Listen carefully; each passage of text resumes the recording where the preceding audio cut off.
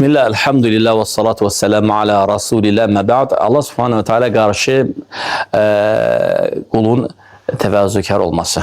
Hakikaten talep olunan bir şeydir. Ve sen dahi insanlarda bunu görersen. وَمَا يُلَقَّاهَ اِلَّا الَّذ۪ينَ صَبَرُوا وَمَا يُلَقَّاهَ اِلَّا ذُو حَظٍ azim. Sen bunu dahi insanlarda görersen.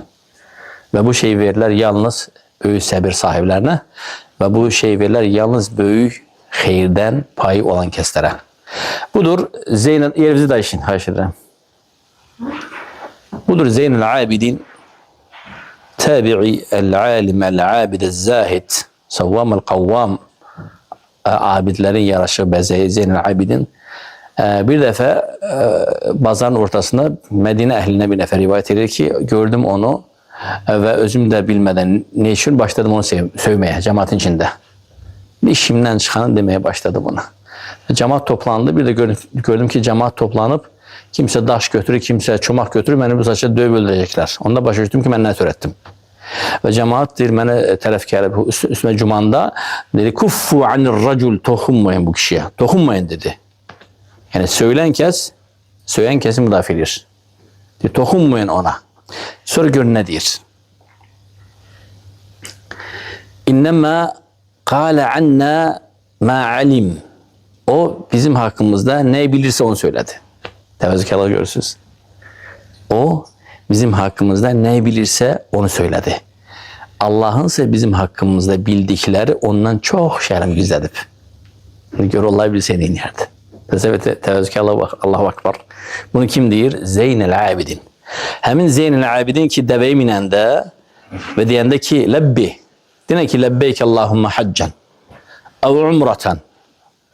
Böyle durup kalardı. Diğerleri şeyh yola çıkmalıktı. Mikatı geçmelik. Sefer uzaktı. Kul lebbeyk Allahümme. Rengi saralardı. Diğeri de kul lebbeyk Allahümme umratan. Başlayak sefer. Ama dedi senden başka. Başladı titri esmeye. Diğeri de kul lebbeyk Allahümme. Biz yola çıkak. Yani qabaqda ömre var, hac var, hələ Mədinə miqatındayıq. Və halı pisləşərdi və başlayır titrəməyə. Deyir də, niyə görə demirsən? Deyir, çünki hədisdə gəlib ki, iki sözdən biri deyirlər. Ya deyirlər ki, ləbbeyk və səadeyk, ya deyirlər ki, lə ləbbeyk və lə səadeyk. Nə ləbbeyk, nə də keçbək, xoşbəxt olmayasan. Qorxurum ki, o ikinci söz mənə deyirlər. Təsəvvür bu fikirləşəndə, düşünəndə və burada maraqlı məqam odur ki, bunu kim eləyir? Abidlərin yaraşığı, bəzəyi. Yəni, bizdə bu təvəzzükarlıqdan pay yoxdur. Niyə görə?